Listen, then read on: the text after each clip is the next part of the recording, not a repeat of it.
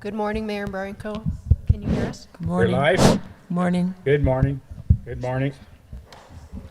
Are you ready to go? Councillor Nielsen?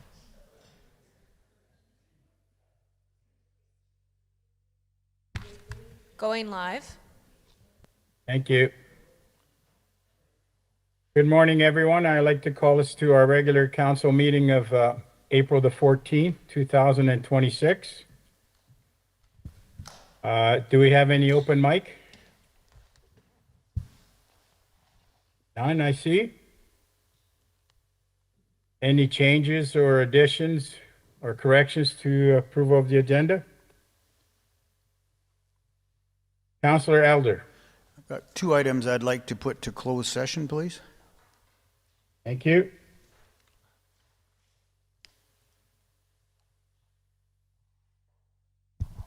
Anyone else like to add anything or pull anything? Councillor Billingsley. Thank you. Councillor Elder, under what section are we discussing in closed session? This is be personnel.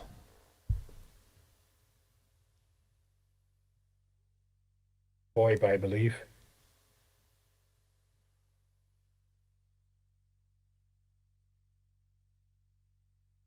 Any further additions?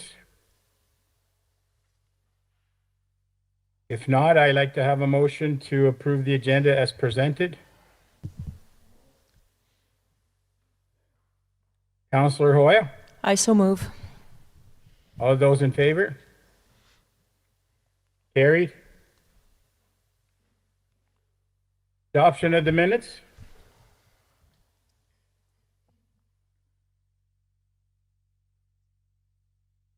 Any changes, errors, or corrections? Not, can I have a motion to adoption of the minutes, please? Councillor White, I move that council adopts the regular council meeting minutes for March 24th, 2026 as presented. thank you. Any questions or changes? If not, I have a motion to accept the minutes as presented. All those in favor? Carrie, thank you very much. We'll move on to item number 5, business arising from the minutes.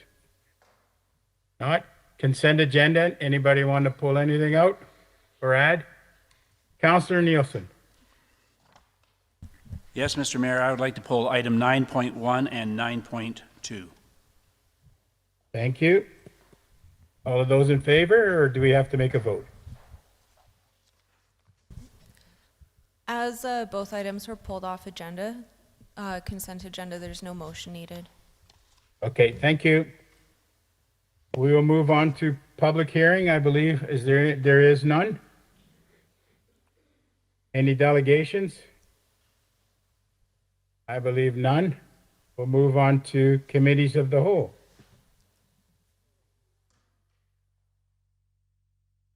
Staff report for information.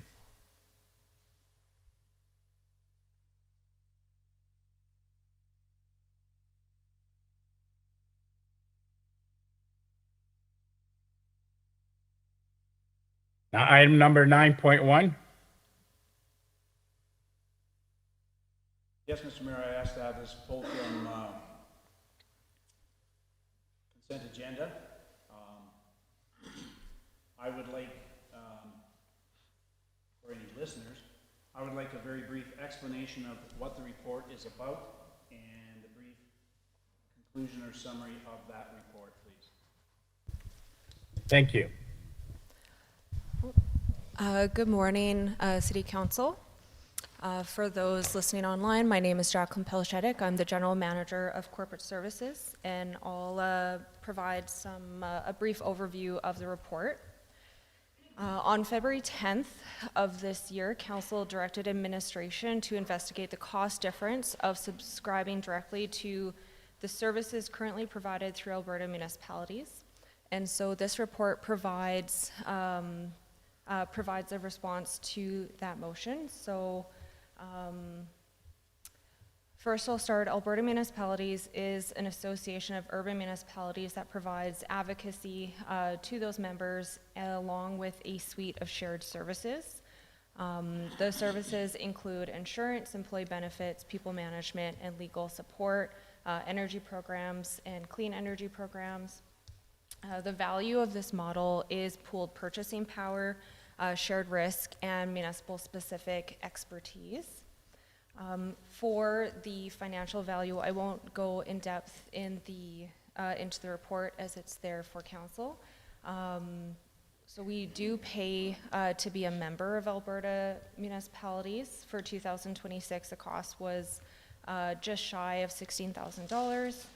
We do receive an annual discount of 20%. So in 2026, this was just over $3,000. One of the greatest benefits that we get that really helps to make that membership fee make sense is the legal advice that we get. So to date, we've used approximately $6,000 of that service. So it's very likely that by the end of the year, this will pay for itself. And we'd be pleased to have any questions. I move the council accepts the Alberta Municipalities Benefit Report as information, and I thank you for that, Jacqueline.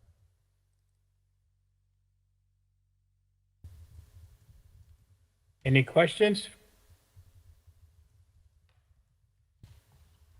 Thank you, Jacqueline. And I'll have a vote to accept this as information. All of those in favor? Carried. Thank you. Item 9.2, Mr. Nielsen. Councillor Thank you very Nielsen. much, Mr. Mayor. Also, I would appreciate for those people who are following at home, online, a very brief explanation of what this report is telling council, and a brief conclusion or summary of the report, please.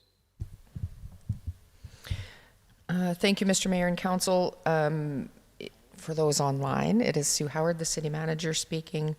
I was notified in the fall or late summer last year from Municipal Affairs that we had been selected as one of the municipalities that would have an audit on our assessment process. That includes the contractor as well as city processes. It took a few months to complete, and then the report was received this winter and is required to be presented to council as information. There were 4 recommendations that came out related to the contracted assessor that the city uses. And in the report, those comments are in there with an explanation from our assessor. And then while not an official recommendation, there was one for the city to develop a form that complied with the MGA. That form has been completed by administration and is up on the city's website. The Municipal Affairs is satisfied with the explanation and will do a follow-up sometime this year. But there are no other actions to take at this time. I'd be happy to answer any questions. Thank you. I'd like to move that council receives the Assessment Audit Report 2024 Roll Tax Year 2025 as information, and I thank you for that, Sue. And I do have a question, Mr. Mayor. Go ahead, Councillor Nielsen. So, through the chair to Sue. So this is one of the processes that is, through legislation, put into place to help ensure that municipalities are being monitored and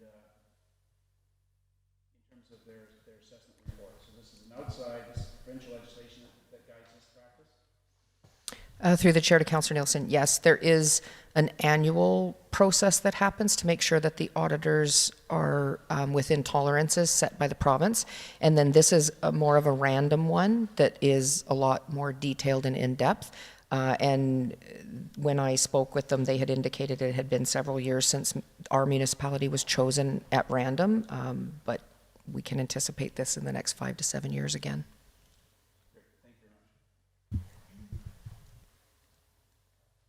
Any further questions? If not, I'll call for the vote. All of those accepting this as information? We'll vote now. All of those in favor? Carried. Thank you. Move to item 10.1, staff reporting. Good morning, Council. Good morning. Following request from Council, administration hereby presents amendments to the reserve policy CO 0-013. A copy of the amended reserve policy is included in Council's agenda, and it includes the following changes: deletion of the year-end carry-forward reserve, consolidation of the cemetery reserve, clarity on the use of the infrastructure and fleet reserve, creation of the Parks and Rec reserve, deletion of the work in progress commitment reserve, deletion of the public transit reserve with a recommendation that the reserve balance of $1,665 be transferred to the stabilization reserve since the city no longer provides this service. It is administration's understanding that council intends to further discuss the infrastructure reserve and park reserve in detail at future meeting, and is thereby, and should this this policy be approved, it would be approved with the exception of this section. Thank you.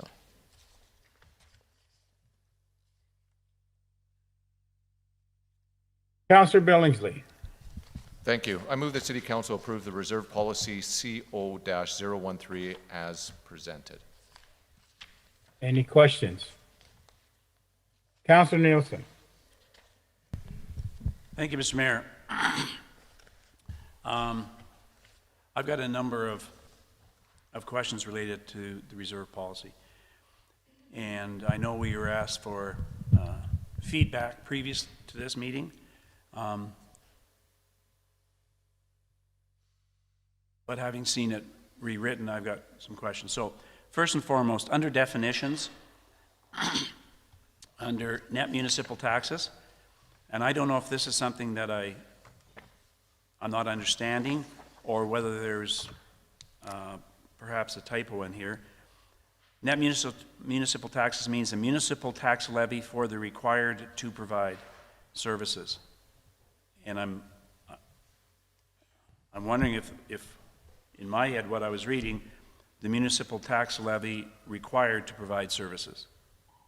Through the chair to Councillor Nielsen, there is a typo and that will be corrected. Thank you very much.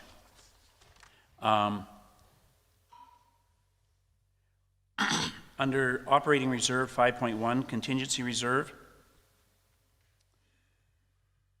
I would like to seek some clarity here under purpose. It says provides funds to deal with minor unexpected expenditures. And I would like to either see it removed or described in terms of what constitutes minor. So is minor $500,000 or $5,000? I'd like to make an amendment. I would like to amend this to have minor deleted, and it simply read, provide funds to deal with unexpected emergence or whatever. So simply removing the word minor because we haven't described what minor is. So there's no benchmarks or guardrails attached. Councillor Billingsley. Thank you. I agree, because if we then go into contingency, we can have that debate at that time to whether or not to fund so-said project that administration would be coming to us. So whether it was minor or major, I don't think it really matters.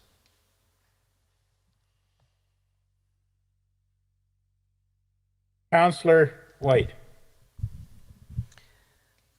Thank you, Councillor Nielsen. I intend to support your amendment, especially reading the final two sentences of that purpose definition, being that it is recommended that this reserve should only be used when there is no alternative reserve to address the expenditure, and each request for funding from this reserve is limited to 1% of the ceiling. That makes me comfortable with taking out the word minor or looking to create a definition.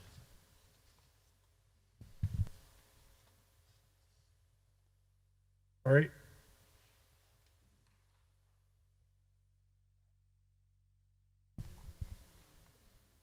Any further questions?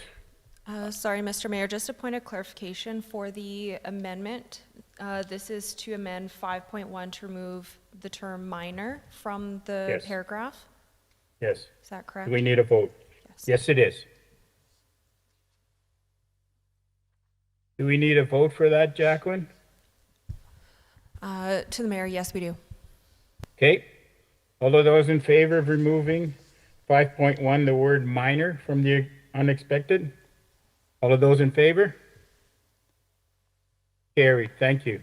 Thank you. May I proceed, Mr. Mayor? Yes, you can, Councillor Nielsen.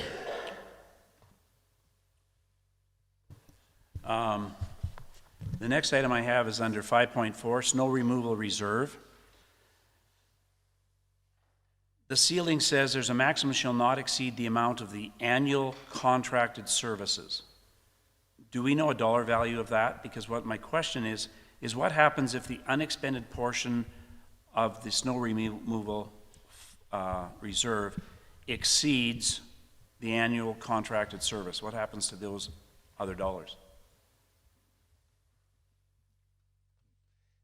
Yeah, Mr. Mayor, Ryan Anders here, General Manager of Operations and Infrastructure. So for the question about the value, dollar value annually is $150,000 that we have set aside for contracted services. Thank you then, Ryan. Through the chair to Ryan then.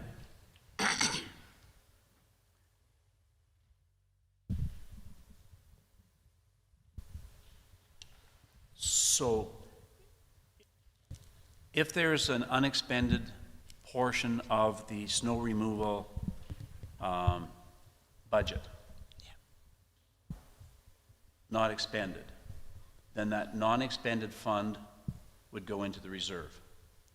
Through the chair to Councillor Nielsen, that is correct. Okay, and so my question is, if the expended portion of the budget exceeds the ceiling value, what happens to the unexpended snow removal funds that then don't go into the reserve? Through the chair to Councillor Nielsen, that amount would flow automatically into the annual surplus for the organization. It would just become operating surplus. Great, thank which you. would then end up in contingency or stabilization.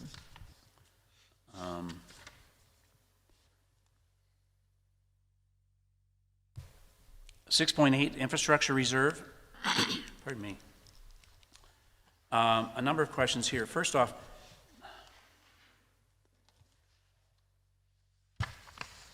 we talk about the infrastructure reserve, and when I see the actual reserve list, it says reserve name is infrastructure tax. We keep using the word infrastructure reserve. Is it safe to say that I'm assuming those two are synonymous with one another? Through the chair to Councillor Nelson, in the new policy, we've tried to consistently use the terminology infrastructure reserve, with the exception of the park reserve, which refers to the funds flowing through via an infrastructure surcharge.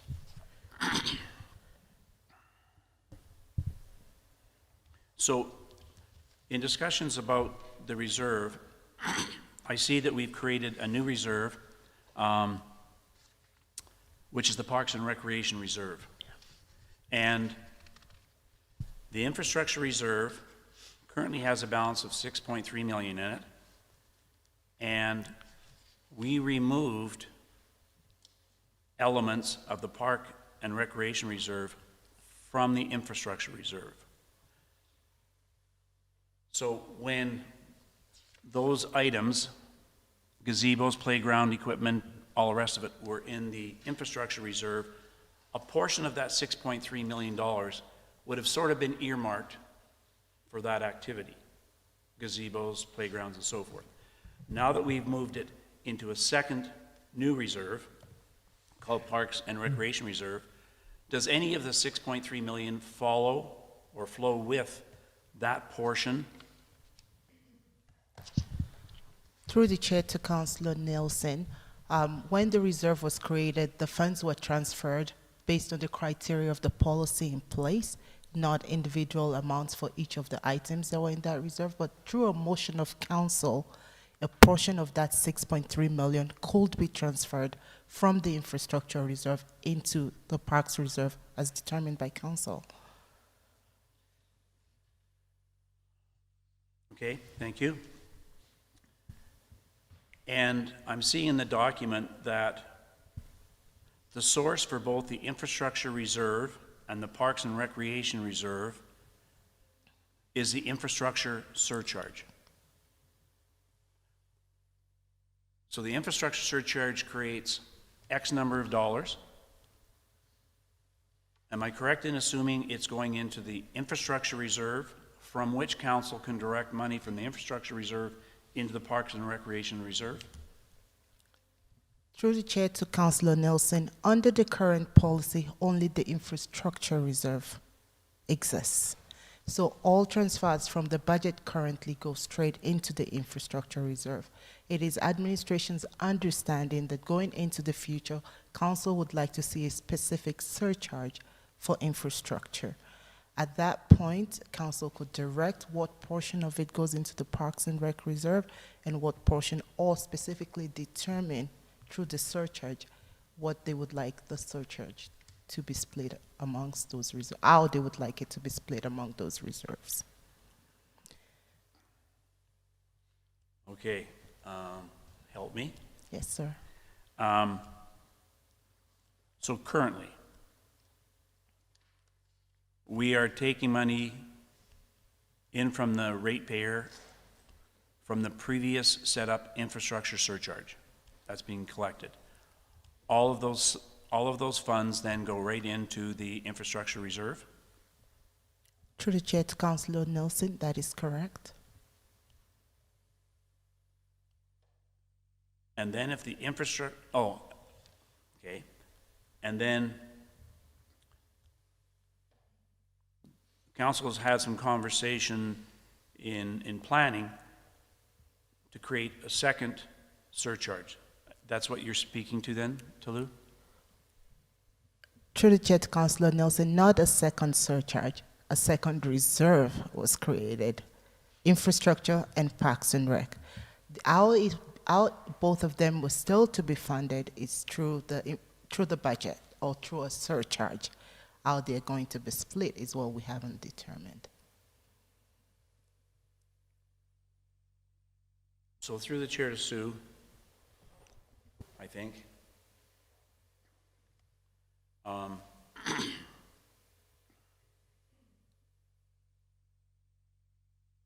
If both of these funds, if both of these reserves, the funding source is a transfer from the annual operating budget through the infrastructure surcharge. The infrastructure surcharge meaning the one that's current or the one to be proposed, or both? Through the chair to Councillor Nielsen, the current. Okay, so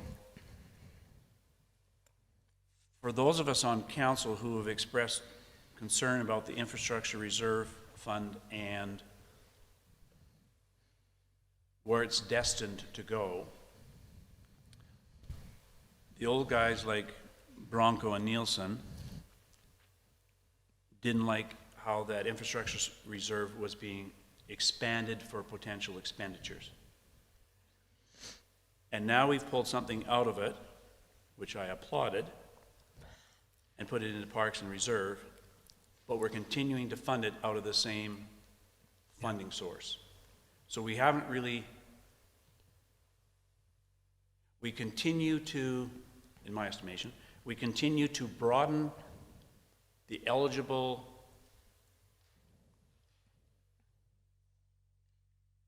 expenditure categories using the same funds. So we haven't restricted the infrastructure reserve just to road infrastructure, sidewalk infrastructure, or neighborhood renewal. It then extends into a number of other eligible categories. Through the chair to Councillor Nielsen, that's correct. It's my understanding from the conversation that all of the changes that council wanted to see weren't necessarily going to be done at once. And I think what administration needs to do now that we've gotten those broken out is bring back a realistic estimation of what's going to be required in that Parks and Recreation reserve so that you can actually set a dollar value. We threw in, I can't remember what it was, $1 million $6.8 annually. We threw that in as a placeholder, but we still need to validate some of that. And so it was my understanding that the reserve policy might be approved minus those two sections, 6.8 and 6.9, until we can get more information to council on what the future looks like. As well, some of the other reserves that were in there, we recognize that it's a step in the right direction, but it might not be enough yet. And we still need to bring some of that forward to council. The effects of maybe not approving this right now or making sure that all the changes are done this year, we could look at making this something that gets applied to the 2027 budget instead of right now, if you're not comfortable with some of those changes. Okay, before I speak to that then, again, through the chair to Sue, just looking to understand the process where you pass a policy minus sections of the policy.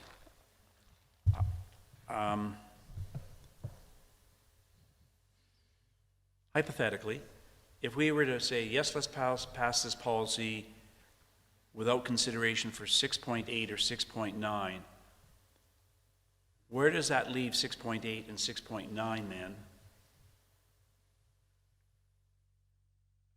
Where does it leave 6.8 and 6.9? We are still collecting the money through taxation, so it would just stay status quo until a different decision was made to potentially increase that amount. If you pass it now, then we would need to adjust the budget before you pass the tax rate at the next meeting. Because the increase, we moved that up from 1.5 or 1.6 that it's at right now up to 2 million tentatively. So you would need to adjust your budget to account for that.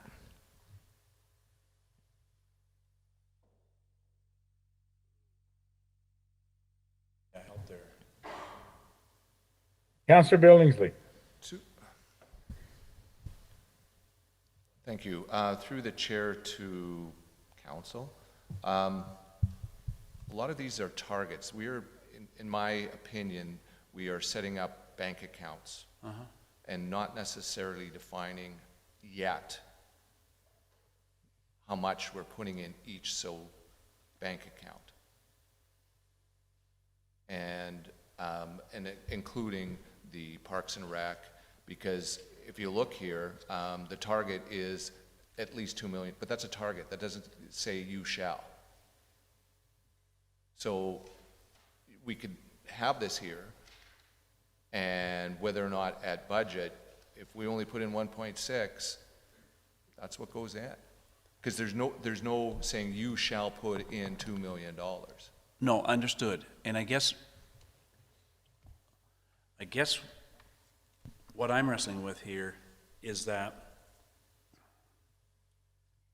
we've had conversations over the years, even before the current council, where we were debating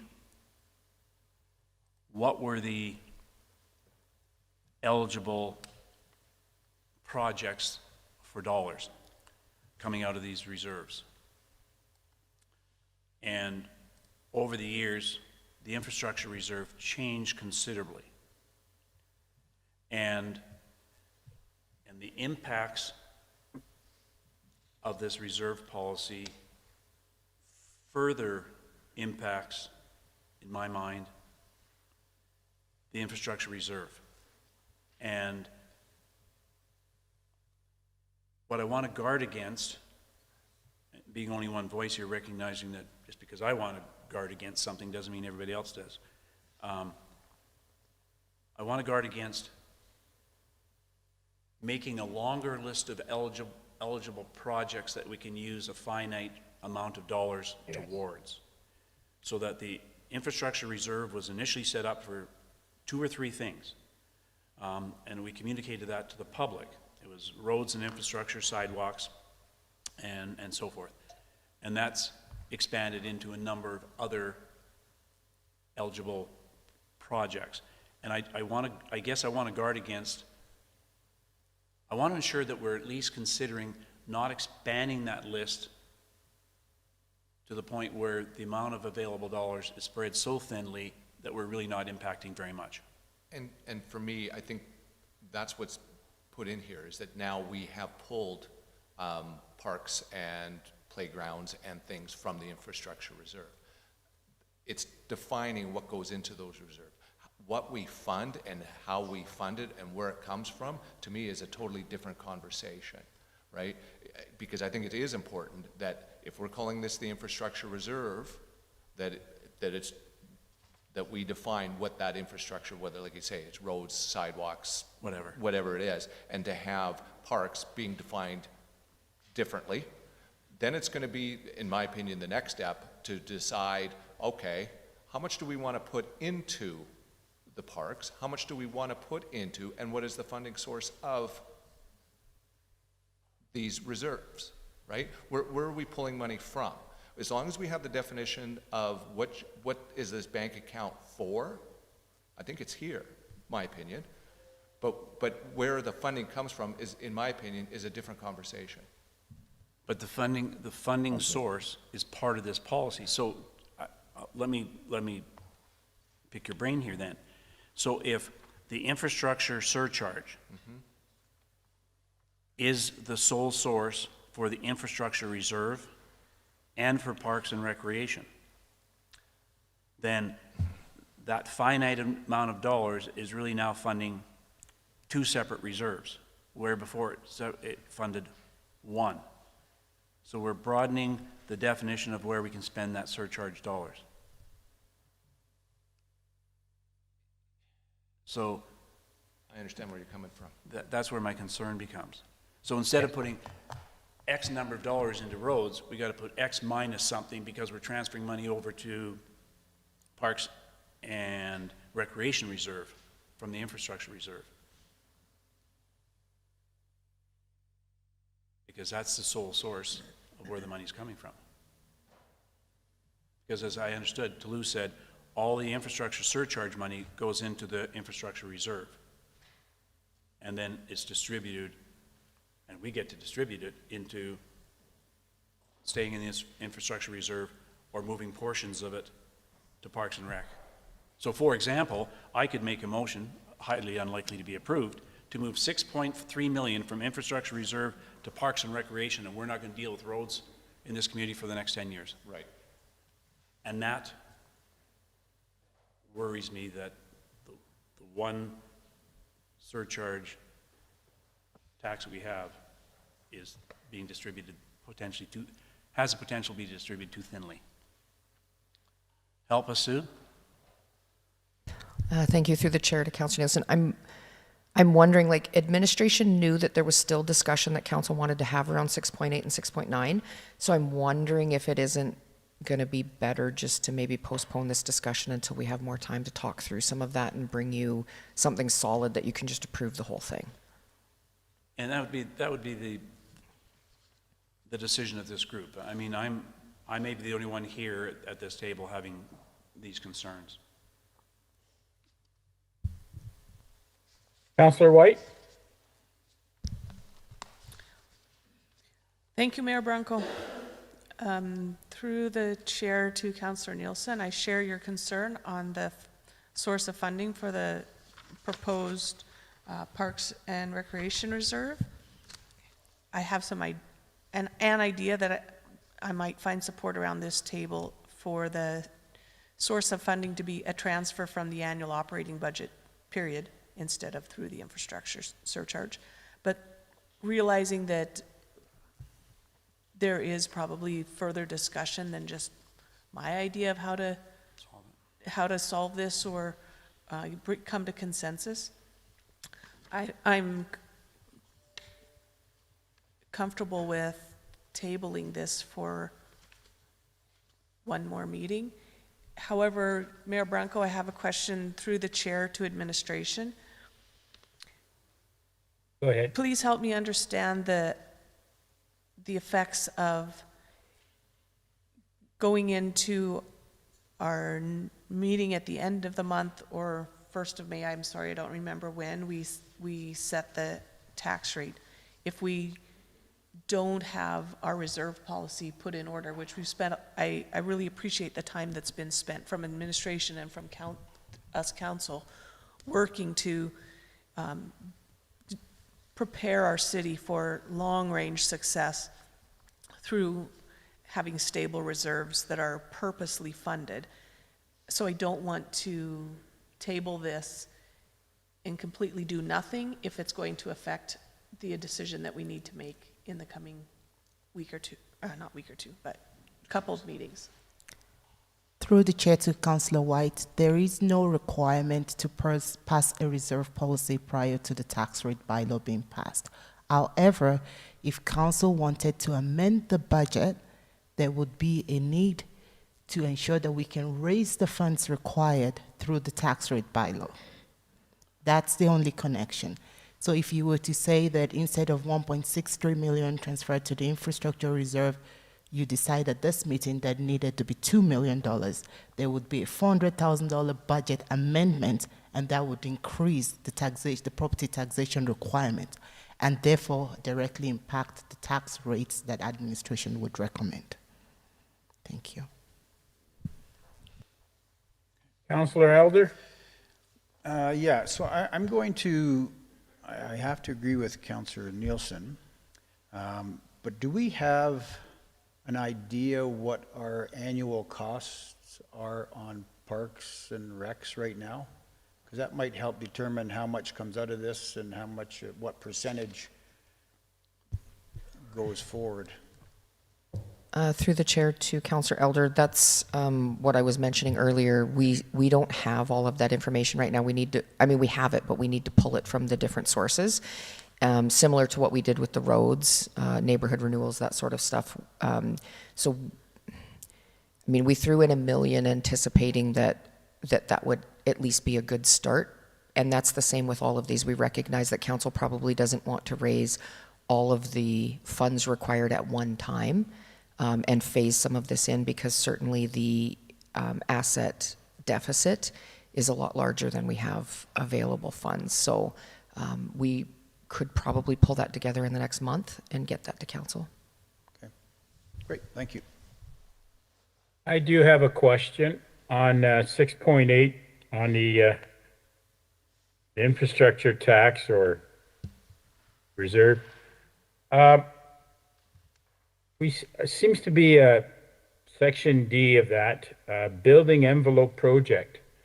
Now, would that mean that that infrastructure tax money would also go not only into Parks and Rec, but into the building envelope? And I was under the understanding we were only going to use for sidewalks, roads, and I think we agreed to the parks trail system. So where would the reserve come for the building envelope projects? Would that also come out of the infrastructure tax? Through the chair to the mayor, to yourself. The discussion that we had and the changes that we made were that all the building envelope stuff was moved into the facilities reserve. Okay, but you have it here on our document. It says item D, below trail and park system. You have building envelopes projects. I think so that isn't. Sorry, I think you have an outdated policy. I think the one in the agenda shows it in the facility reserve. Okay. Thank you.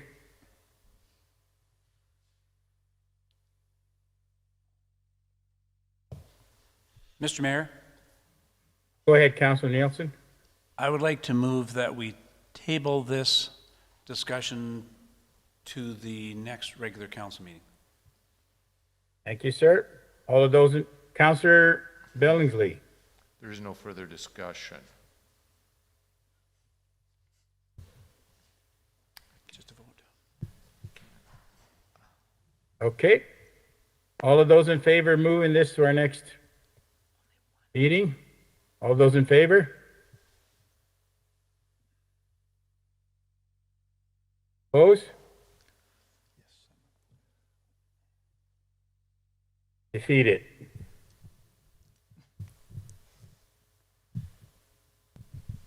Councilor Billingsley. I move to table the discussion on the reserve policy.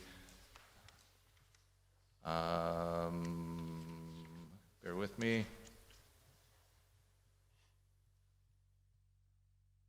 to the May 26th. Will that give enough time? My concern was Time. was time. Yeah, I understood. So would the May 26th meeting be enough time, in your opinion? Through the chair to Councillor Billingsley, if council carves out time to work through the details with us, that should be okay, but we would need that done in the next 2 weeks.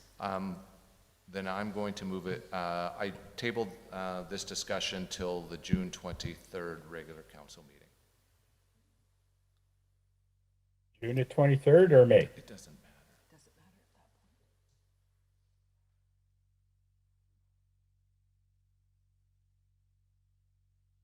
Councillor Nielsen?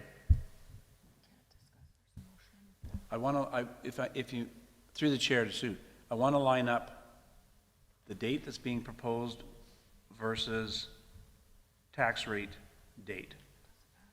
No, when I say line it up, I want to understand. Tax rate date is,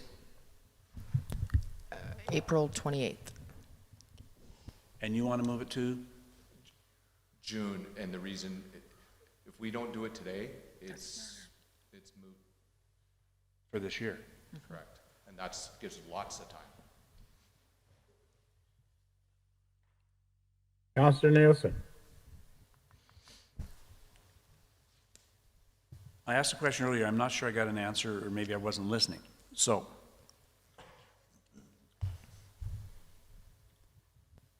I don't want to minimize the work that's been done on this. And I think the work that's been done on it is significant for the community to understand how we're planning to move the community forward and how we're going to be making expenditures on their behalf as it relates to all of these reserves. And what I'm hearing, I think, is that by moving it, we've simply moved the whole reserve conversation into a year from now, which sort of, to me, defeats the purposes of why we've wrestled so hard on this in the first place. So I want to come back to my original question, if I may, through the chair to Sue. So if we pass this reserve policy minus sections 6.8 and 6.9, what is the impact of that? Like, how do we pull something out of policy and then try and embed it later?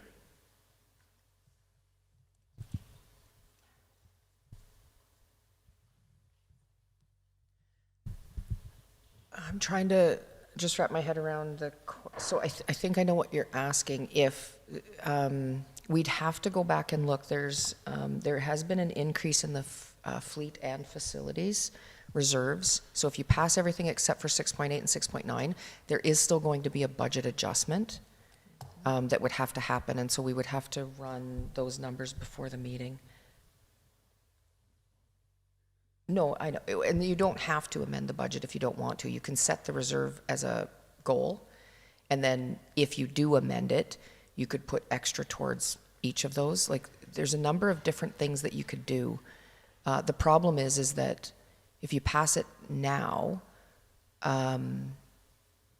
you're basically telling finance they need to fund the shortfall in those reserves, and then we would come back at the next meeting and propose some of that increased assessed value be used for those reserves this year. Otherwise, it is a 2027 budget discussion. And in the meantime, we just stick with the existing reserve policy.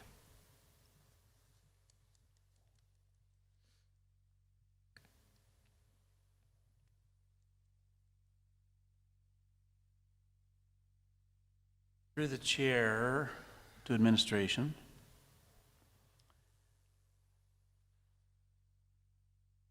As this reserve policy was being fleshed out, was there any guesstimating going on in Toulouse office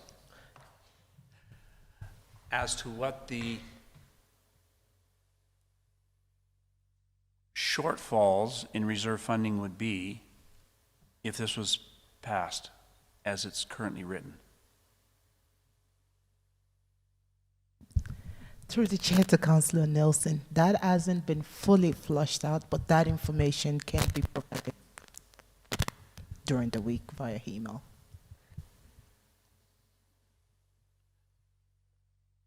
So with the statement about reserve shortfalls,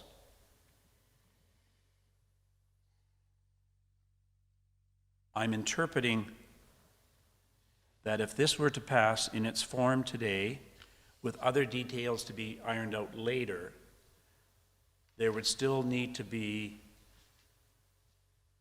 a tax rate adjustment this year to cover for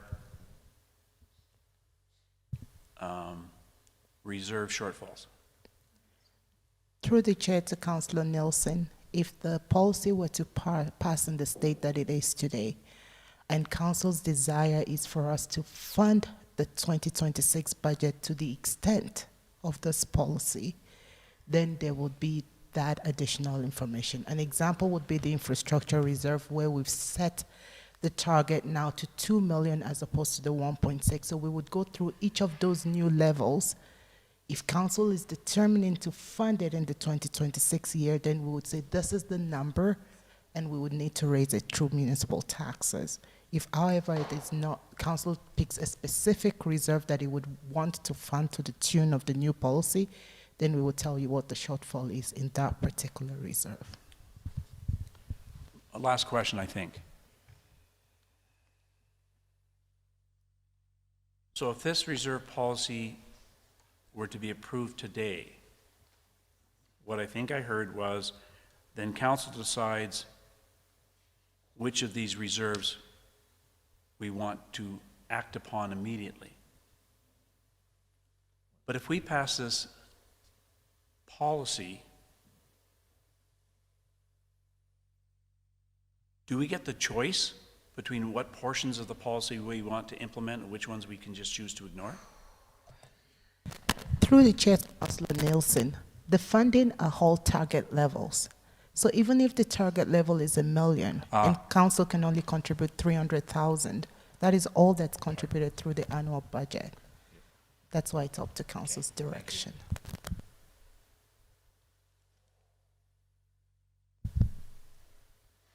Councillor White? Thank you, Mayor Branco. Through the chair to council, I so appreciate the work that has been put into this reserve policy. It's been a passion of mine as part of the work that has needed to be done from this city council table. And I anticipate that we will continue to choose wisely how and when we fund it, and even review it regularly to modify it. Let me just have a look. It says we're going to review it at least every 4 years, but I suspect as this is new, we might need to review it even more frequently than that. I am prepared to not support the motion of tabling this, because I think we need to pass an updated reserve policy, even if it is not absolute perfection today, so that we can be working this year to put our city finances on more stable ground through this reserve policy. And I don't want to put that necessary work that we do, I don't want to put it off another year.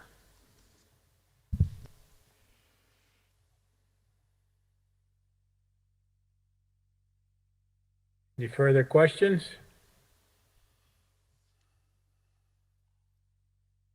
Councillor Nielsen?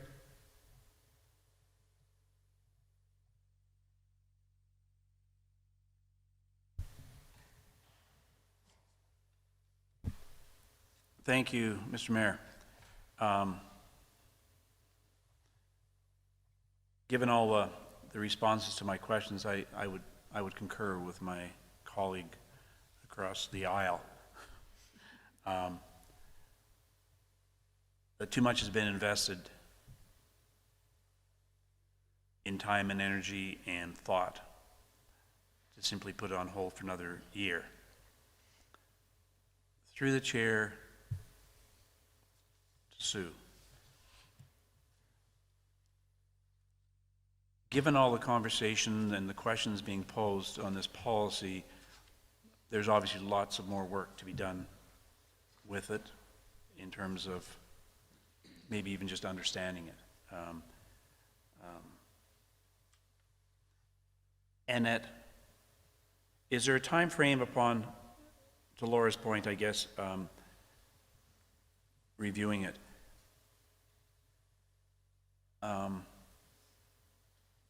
Sorry, Councillor White. Are there any restrictions on how soon you can change a policy? Through the chair to Councillor Nielsen, there is not. Thank you.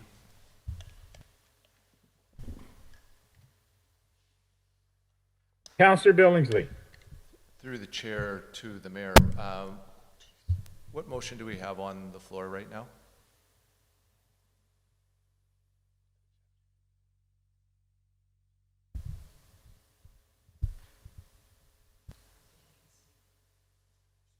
No, I know.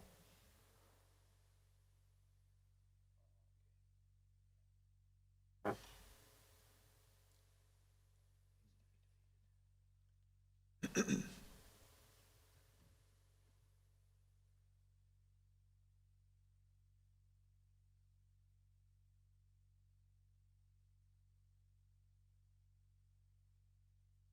think he heard you, Dean. No, I heard you, but I can't see it from here. Oh, I see. Oh, okay. The motion that I brought forward was to table, and we're not exactly following the rules.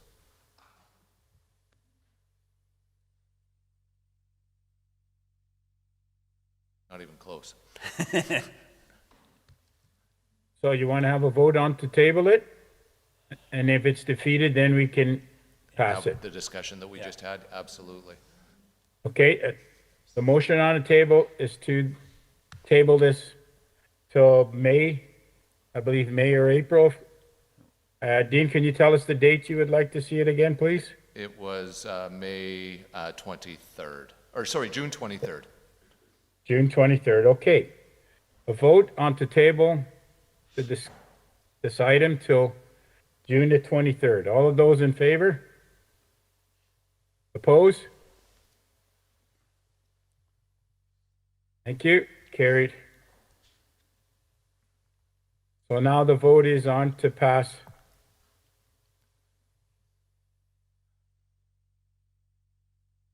the reading. So, Councillor Billingsley.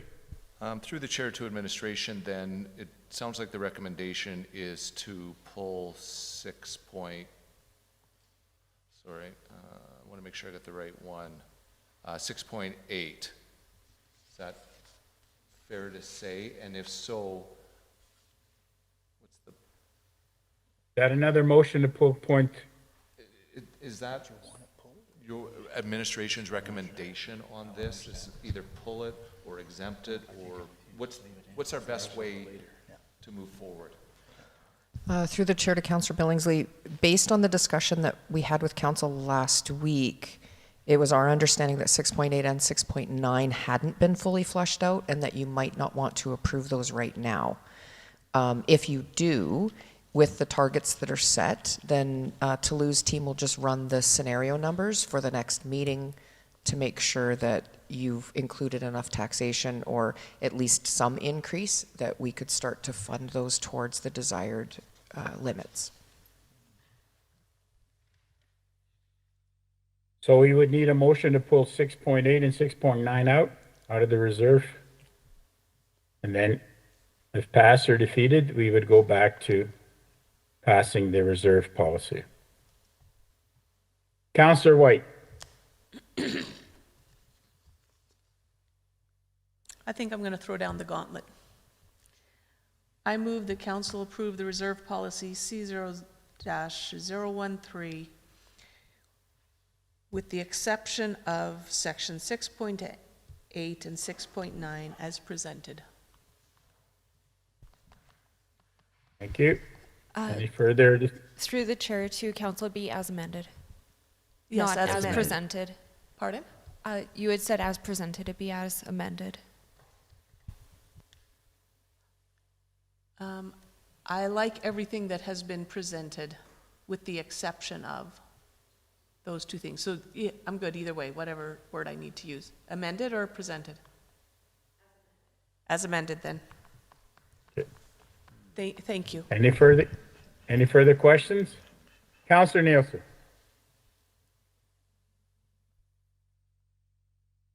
Thank you. Through the chair to administration.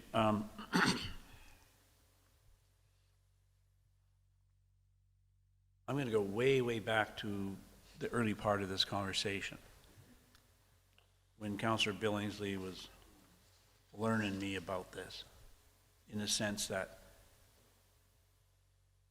even with 6.8 or 6.9,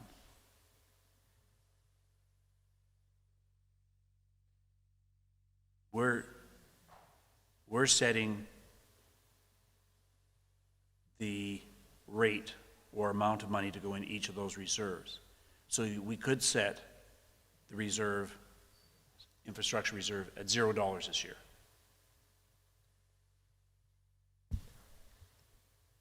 Through the chair to Councillor Nielsen, well, we already collect money on that, and that wouldn't change unless you made a motion to change that.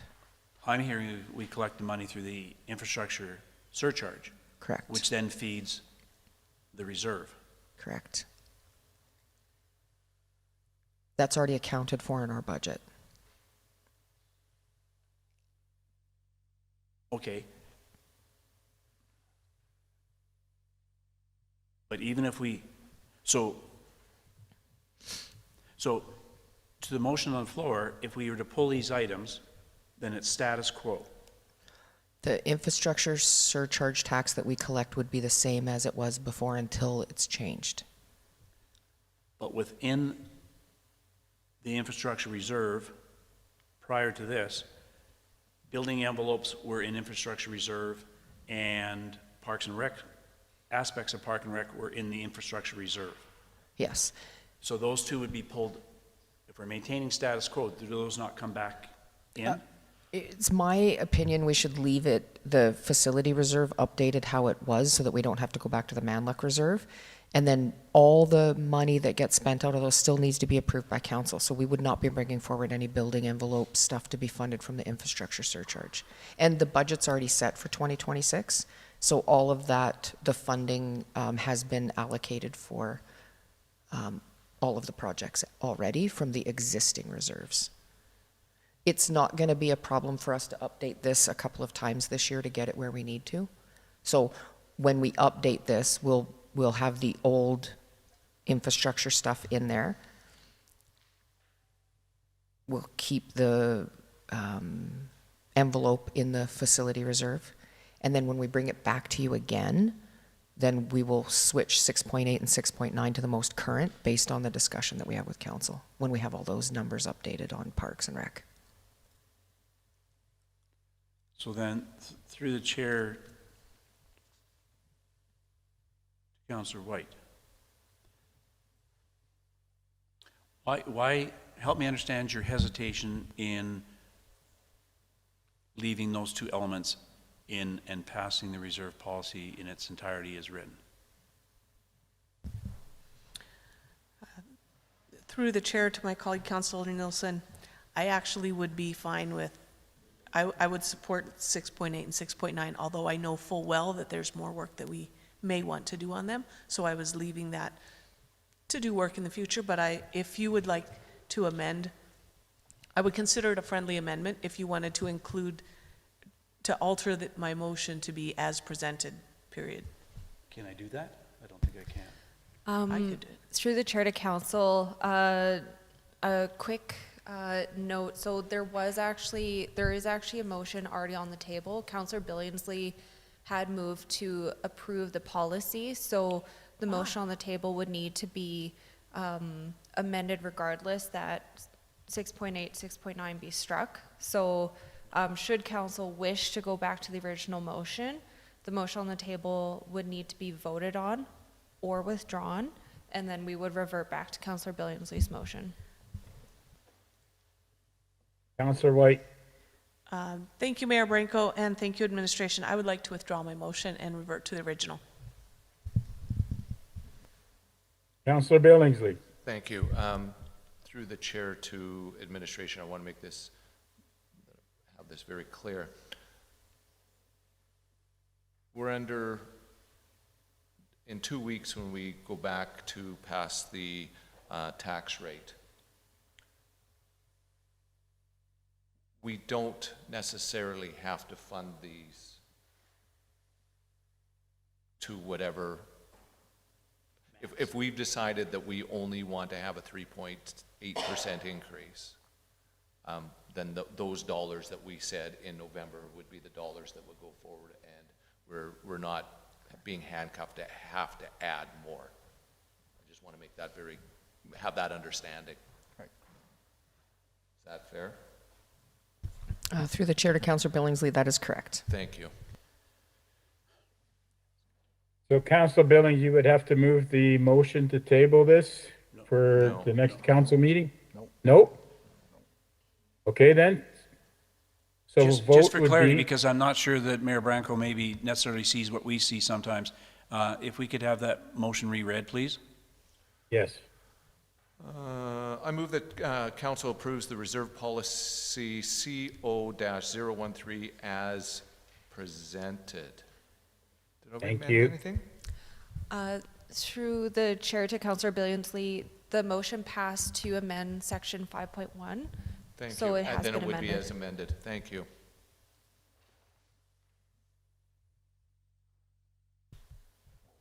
So we need a vote. All of those in favor? Carried. Thank you. Item 10.2.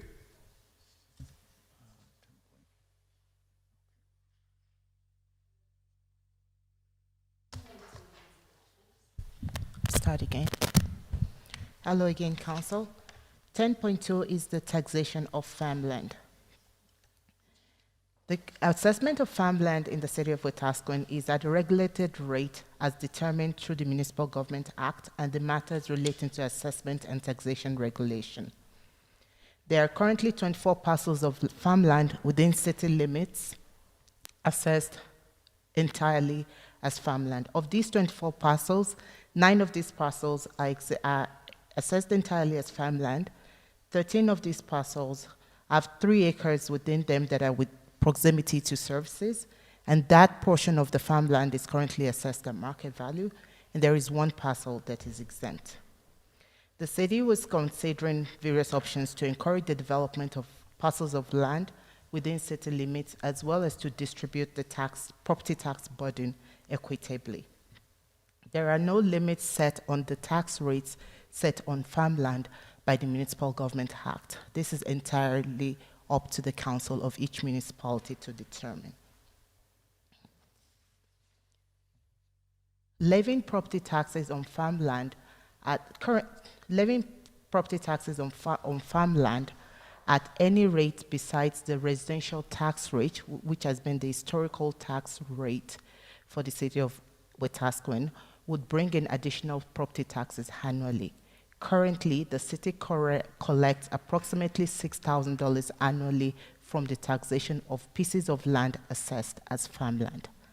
Administration is proposing that for the 2026 taxation year, Council considers introducing a property tax rate specifically for properties assessed as farmland. Thank you. Councillor Billingsley. Okay. I move that City Council sets the, do we have a motion on anything written, pre-written? Can you? No, not that. Jackie, I sent that one in yesterday. Through the chair to council, would you like administration to read the Recommended motion? No, I'm not going with the recommended motion. Jackie, I sent that one yesterday. I move that City Council levies farmland, oh, look at that, that sets the property tax rate for properties assessed as farmland at 10 times the residential tax rate in the 2026 property tax bylaw. And I'd like to speak to that briefly. Go ahead. Thank you. I'm struggling a little bit with this, but I want to start the conversation. To me, this kind of meshes with the conversation that we're going to have in 2 weeks. And the whole idea of what people pay in taxes is shared among all residents and property owners in the city. Currently, farmland pays substantially less than other property owners within our municipality. Substantially less. Substantially less. And I don't think that it's fair, whether or not how much they pay, but also of incentivizing development within our city on property that is being used either for agricultural or just vacant land. So many communities in Alberta do something similar to this and more on farmland. And although 10 times seems like a lot, we could go all the way to around 55 to 58 times before it would be equivalent to if you owned land that wasn't deemed to be farmland. So we're a long ways away from what would be equitable to property owners throughout the community. Having said that, I'm struggling with meshing this with setting the tax rate in 2 weeks. But my motion's on the floor, and I'll stand by that. Councillor Hoyle and then Councillor White. Can I make a motion to table this through the chair to administration? Through the chair to Councillor Hoyle, yes, you may. Then I would like to make a motion that council tables this until the April 28th meeting when we will set the tax rate. And I'll speak to that if I may. I think if we table, there's no talking. Is that correct? Yeah, true. Thank you.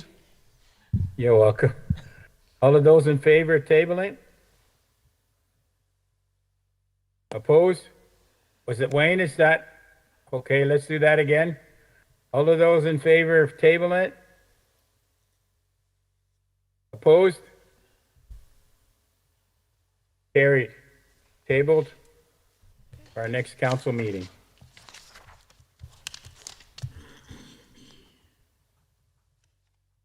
.3 City-owned facilities.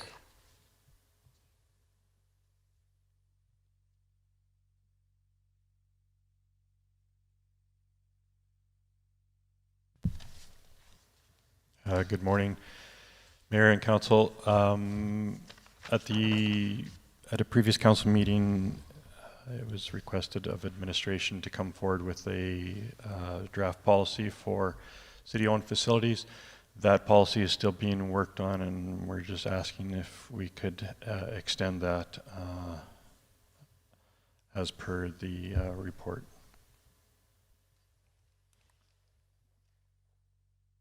Thank you, Kevin. Councillor Hoyle.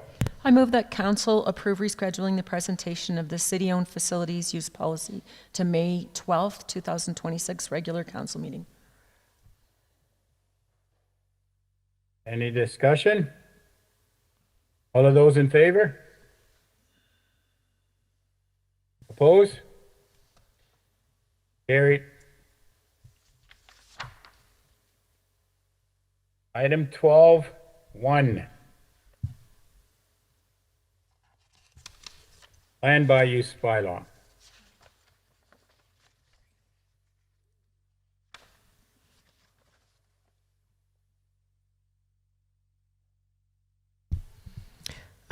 Sorry, Mr. Mayor, we're just waiting for someone from Planning and Development to come up the stairs. Thank you.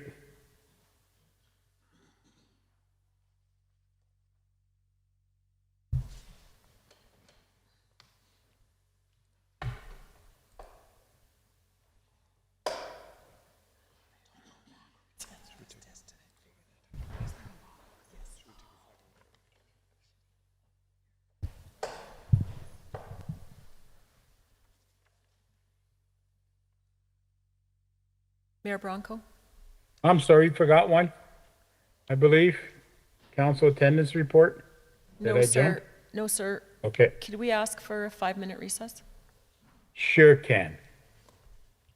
We'll take a 5-minute recess and be back at 10.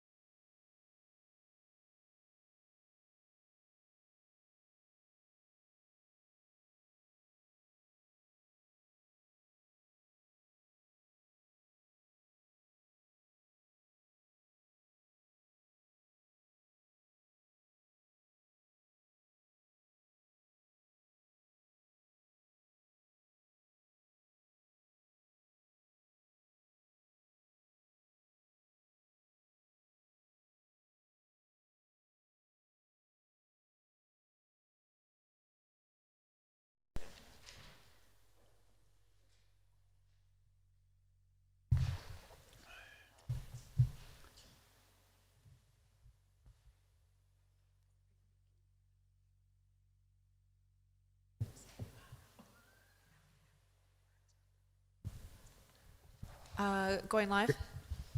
Thank you. Go ahead, Emily.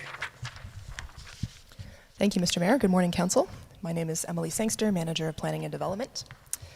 And the item I'm bringing forward today is to propose several administration-led amendments to the land use bylaw for first reading. Through regular review of city policy, applicable legislation, and community feedback, alongside our day-to-day use of the land use bylaw in development approvals, inquiries, and enforcement, administration identifies areas where minor updates would be appropriate and periodically presents them to Council. Today, administration is proposing amendments in 3 areas. Item 1 is simply to update our reference to appeal timelines in section 5.1 of the land use bylaw to match section 6861 of the MGA from 14 days to 21 to avoid any possible confusion. Item 2 is a proposal to allow moved on or relocated buildings more widely in the city. Moved on buildings are distinct from manufactured or mobile homes, which are constructed as a unit and designed to be movable, and also from modular homes, which are constructed in parts in a factory and assembled on a permanent foundation on site. Moved on buildings are previously site-built homes that are moved from their previous foundation to a new foundation on a new site. Currently, the land use bylaw generally prohibits this, with some exceptions. This has been in the bylaw since 1980, but from our review, it appears to be aimed at ensuring the safety of the structure rather than addressing land use impacts that are more within the scope of the bylaw. Planning and Development has received several inquiries in the past few months regarding relocating pre-existing detached homes into the city, which is a fairly common practice addressed in other land use bylaws in the province. Providing more options for the provision of housing in our community is consistent with municipal development plan policies in sections 3.1 and 8.1 to promote diverse housing options and ensure compatibility with neighborhood character. We've consulted with our building safety codes officer to confirm that any concerns regarding the structural integrity or code compliance of a moved-on building would be addressed through a building permit for the foundation or through a structural inspection of the building.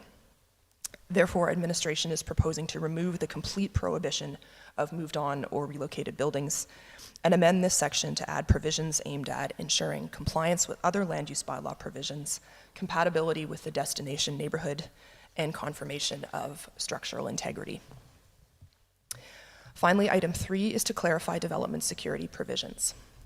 At the March 10th regular council meeting, council approved updates to CO-026 Safety Codes fee policy that removed references to grading and construction damage securities. These were already partially addressed in sections 7.22 and 7.23 of the land use bylaw. The proposed amendments in this area are meant to update and consolidate the security provisions of policy CO-026 into the land use bylaw, allowing one point of reference. Additionally, the land use bylaw governs development permits, which is the stage at which securities are generally addressed. In general, administration is seeking to have different options for security formats and to minimize any confusion associated with transferring a single security between contractors on a project. The overall amending bylaw text is provided in Attachment 1, a red line of proposed amendments in Attachment 2, and a table detailing the rationale for each substantive amendment in Attachment 3. And with that summary, I'd be happy to take any questions.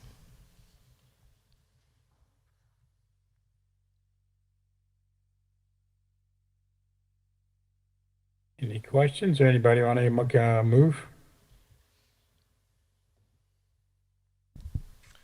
I move that City Council give first reading to Bylaw 2106-26 as presented. Councillor Nielsen. Thank you. All of my questions are related to allowing moved-on buildings. And looking for some clarification, I guess. The proposal of repealing the complete prohibition of moved-on buildings goes on to talk about ensuring compliance with the land use bylaw provisions, compatibility with destination neighborhoods, and confirmation of structural integrity. What does confirmation of structural integrity mean? Through the chair to Councillor Nielsen, through our research, we've learned that generally companies that specialize in moving these types of buildings will do a structural engineer's report as part of the moving process, and so one of the provisions will allow the development officer to request that report as part of the approval process to understand that the building is structurally sound when it lands. But in item number, I believe it's 4, let me just find it here, Emily. 7.4, it says the development authority may require an inspection by a qualified professional providing a written certification of the building's structural condition following building placement. So it's only following building placement. Through the chair to Councillor Nielsen, it seems that different companies may have different processes, and some of them do their full assessment before the building is moved. And so we've added the may require provision to address any questions that we might have following building placement. So once a building is moved and set, the development authority may require structural integrity. That's correct. Great. We may require them to follow up with Is there any place in engineer. here where it talks about determining structural integrity before it's moved? Through the chair to Councillor Nielsen, not specifically in these provisions, partly because in areas where buildings may be moved from, we don't necessarily have jurisdiction. But our understanding is that it's quite a common practice for these moving companies to do this type of report before they move it, and then we can follow up with them once the building is placed. Okay, thank you. In section 7.2, the building must be consistent in form and character, with the predominant form and character of the structures and developments in the area which the building is being moved to. What does that mean? Through the chair to Councillor Nielsen, I think as with many architecture and design terms, it is a little bit in the eye of the beholder, but in general, it refers to the overall shape and mass and size of the building or development, and also to design features like what is the shape and the placement of the windows, what is the style of the windows and doors, the roof lines, what are the exterior finishes, materials, setbacks, garage placement, those types of things. Is it reasonably compatible with what is already in the neighborhood? The development authority would probably not say that it had to be absolutely identical, but it would need some level of consistency. So with council's approval of building permits of $10,000 for new developers or new buildings to be built, fingers crossed we'll see some new residential neighborhoods popping up. And I just bought a lot and I'm putting a house on a lot, but there's an empty lot beside me. And all of a sudden a 20-year-old farmhouse comes in and plops down beside me. Would that be consistent with form and character? Through the chair to Councillor Nielsen, honestly, it would quite likely depend on what the two individual buildings look like. You know, if one is a small bungalow and one is, you know, a 2 or 3 story house, maybe there would be a compatibility issue, but the age is not necessarily what we're looking at. It's more the shape and the design and the use of the property. So consistency in the neighborhood of a new neighborhood.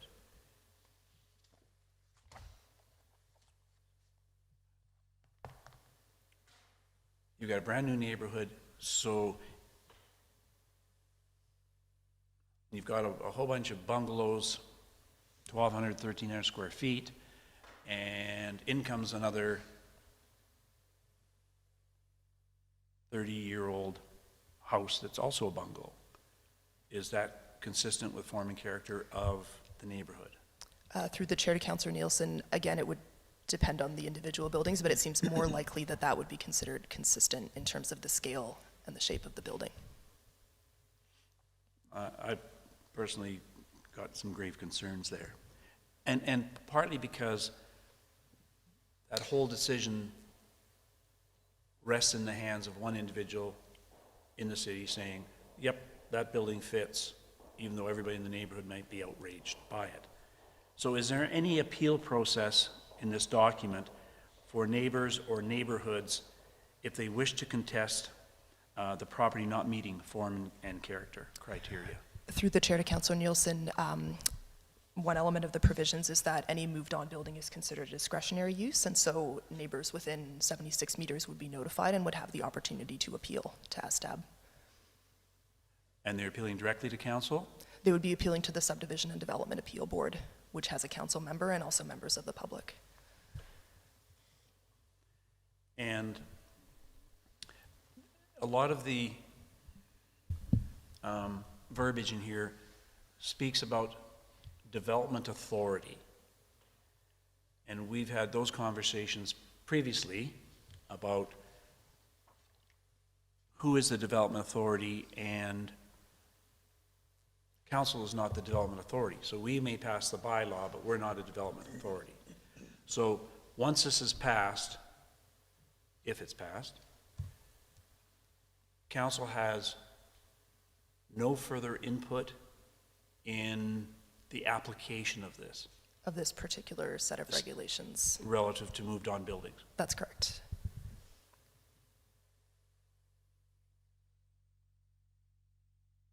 Thank you.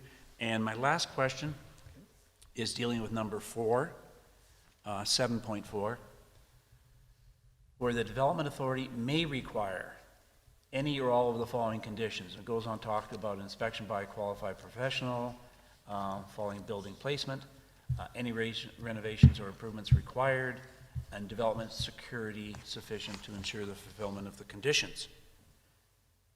But that's not a requirement. Any one of those, I don't want to use the word, may not be asked for.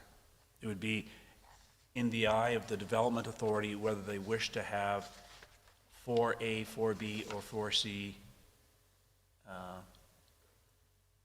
required.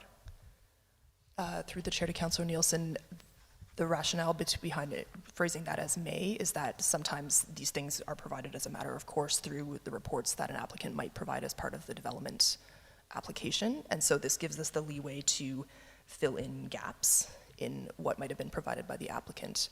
Council does have the discretion to amend the proposal to say shall. Okay.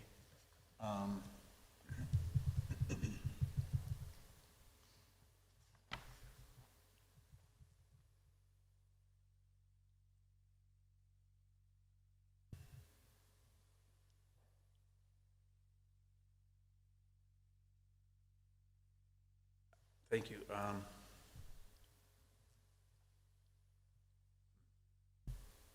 I'll stand down for a minute here.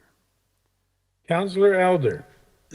So just going to Councillor Nielsen's last comments here. If we're asking the neighborhood if they approve it, do they get to see what it is prior to the building being moved in there, or does the building get moved onto that lot and then they get to say yay or nay? Through the chair to Councillor Elder, the process is normally that the development authority, for a discretionary use such as this, the development officer would approve the permit, and then before the permit can actually be acted upon, there's an appeal period of 21 days. And in that time, notices go out to neighboring property owners within 76 meters, describing what the development is, inviting them to contact our office for more information. And if in that time they have concerns, they have the ability to appeal. But the permit may not be acted upon before that appeal period has expired. Okay, so is there any images of the proposed building that's being moved on there, or is it just description only? Through the chair to Councillor Elder, the images are not a standard requirement, but we would be able to make those available upon request. Okay, thank you. I have a question, Emily, if I may. When you approve a brand-new house development, you have a set of plans that the individual or the contractor is putting in on that lot, correct? Through the chair to the chair, yes, that's correct. We always have site plans and footprints. So if you're moving a house, wouldn't you have a picture of the house before you put it on that lot there so the residents can, because it'd be odd if you put a house, then they go for a development that you have to get a permit. They buy the land, wouldn't it be better idea to get approval before you move the house from the residents? And then move the, go ahead. Through the chair, Regarding the images of the house, one of the elements that we're proposing to be required as part of the permit application for a moved-on building is that they provide recent color photos showing all sides of the building. So for this type of development, we would have that initially. But in terms of the neighborhood residents approving the development before it goes in, there's not really a pathway under the land use bylaw for residents to be directly approving a development. The options really are either we make it a discretionary use as is being proposed right now, or they would need to, if this format is not approved by council, we might have to look at creating a pathway where we do this by direct control, but that would involve a rezoning of the particular site and a number of additional steps for the proposed developer. Councillor Nielsen. Thank you. Emily, you, sorry, through the chair to Emily, you indicate that this would all be done as discretionary use. So what's discretionary, the building or the zoning of the land? Through the chair to you, Councillor Nielsen, it's the development permit where sort of discretionary use comes in. A land use bylaw amendment or a rezoning is always a decision of council. But when it comes to applying for a development permit for a development that is discretionary on a parcel of land under the existing zoning, then that is approved by the development authority, development officers. So then what happens if I get discretionary use, I move a building onto a lot, and then sometime down the road, I decide I'm going to knock it down and build something different? What happens to this thing called discretionary use then? Through the chair to Councillor Nielsen, discretionary use is tied to the specific use. So in the case I think that you're thinking of, the moved on building under the provisions we're proposing is a discretionary use that has that appeal period. If you were then to demolish that house, say it was in a residential parcel that had a single detached house as a permitted use, if you were to knock down the moved on building and then replace it with a site-built single detached house that is a permitted use, it's simply a permitted use. I don't know if that clarifies. It's tied to the particular development rather than to the zoning. The zoning sets out the permitted and discretionary uses.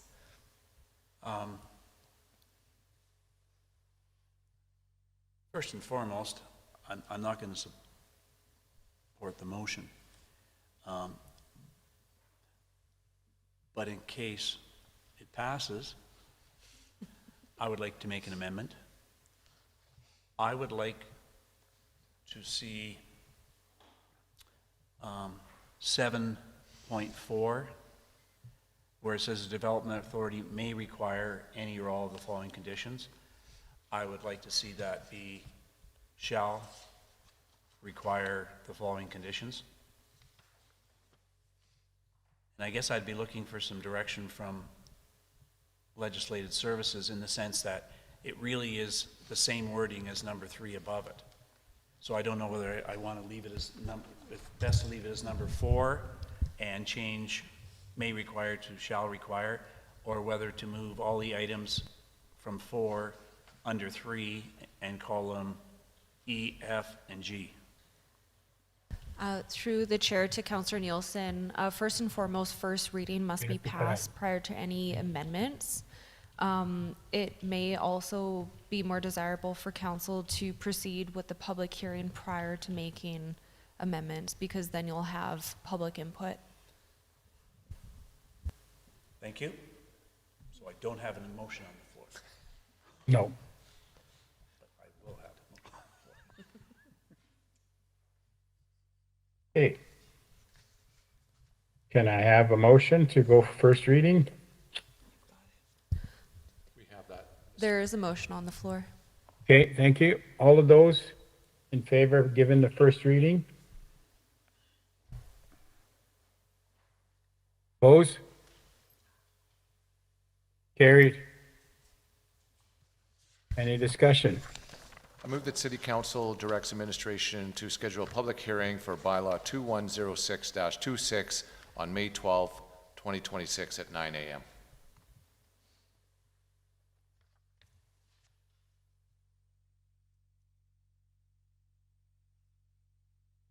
All those in favor? Thank you.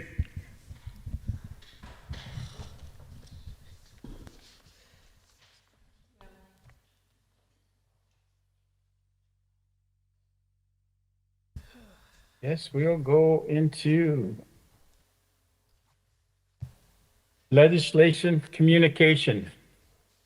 Item 13.1. To City Council, earlier in the meeting, I did advise council that there were no other items on consent agenda. There was, in fact, this last item. However, procedurally, it ends up being the same amount of motion. So council could either go back to consent agenda and approve it as amended, or council could simply deal with item 13.1 and accept as information. Councilor Nielsen. Thank you, Mr. Mayor. I would like to move that council accepts the Wetaskiwin and Area Lodge Authority 2025 audited financial statements as information. Thank you. Any questions?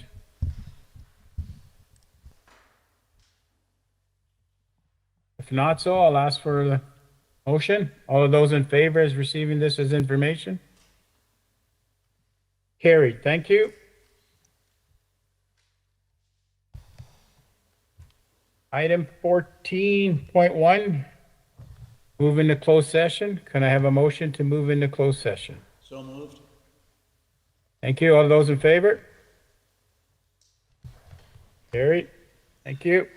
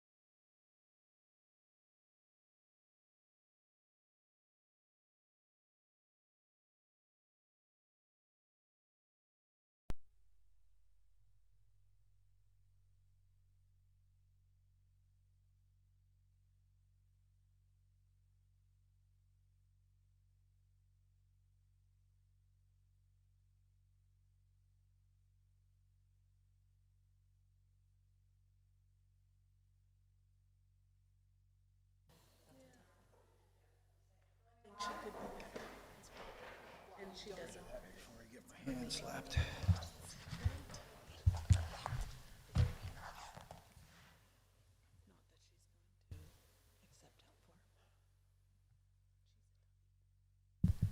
We're live. Thank you. Can I have a motion to come out of camera? All those in favor? Gary, thank you.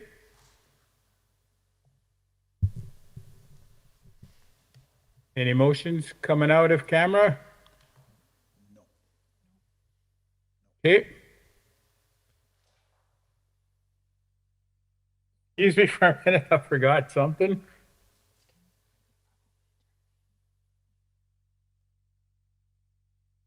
Any new business coming out? Nope. If not, I guess I can adjourn the meeting. Thank you.